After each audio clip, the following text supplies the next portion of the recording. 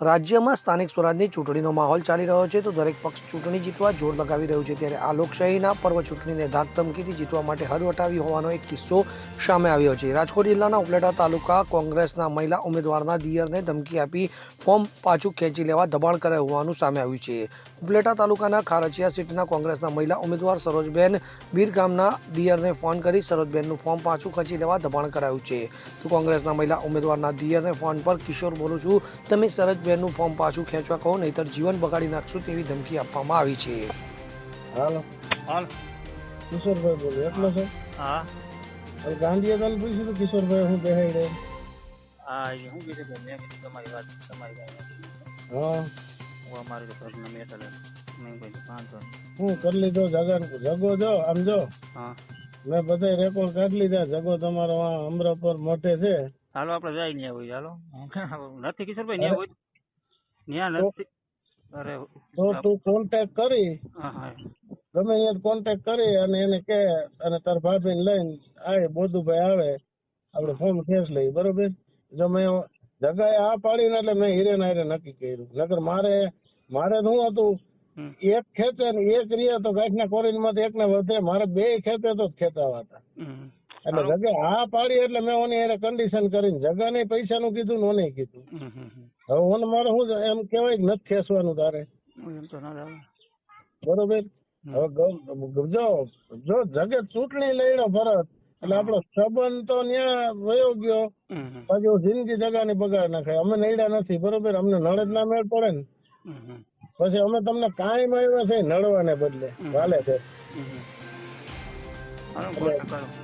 ગમે એમ કરીને અડધી કલાકમાં નક્કી કરીને કે તારા ફેર હું મોટર લઈને આવું કે તો બધુભાઈ ને મારી મોટર લઈને મોકલું જ્યાં હોય ને તમે બે જાવ ટપા કરી લે એટલી તો ભલામણ કઈ કોઈ ઉપાડી જ નથી ગયા ને જો હોય તો તમને ખબર જ હોય। પછી જગાને 5 વર્ષમાં કોઈ તું કે એટલે મને ફોન કરી દે હું રાતે 2 વાગે તમારે ઘર પાસે ઉભો જગો જ્યાં અહીંથી ત્યાં ઉભો કોઈને તું ન કહેવા દઉં પછી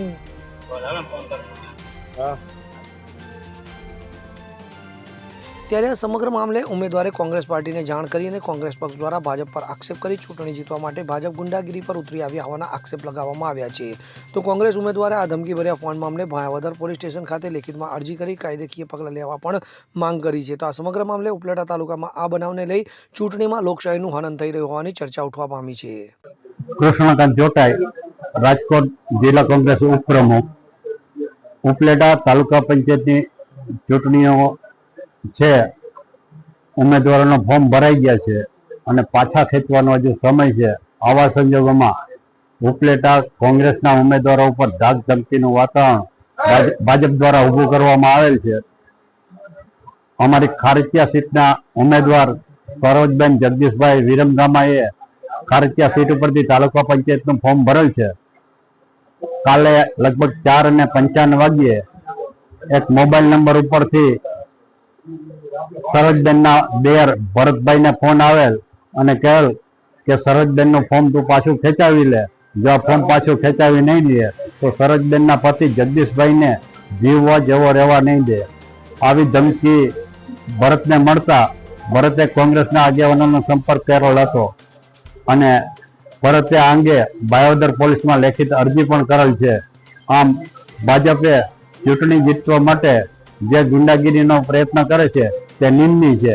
ચૂંટણી છે એ સામાન્ય રીતે ચૂંટણીની રીતે લડીને જીતવી પડે એને બદલે ભાજપે જે ગુંડાગીરી કરે છે એનો કોંગ્રેસ દ્વારા વિરોધ કરવામાં આવે છે।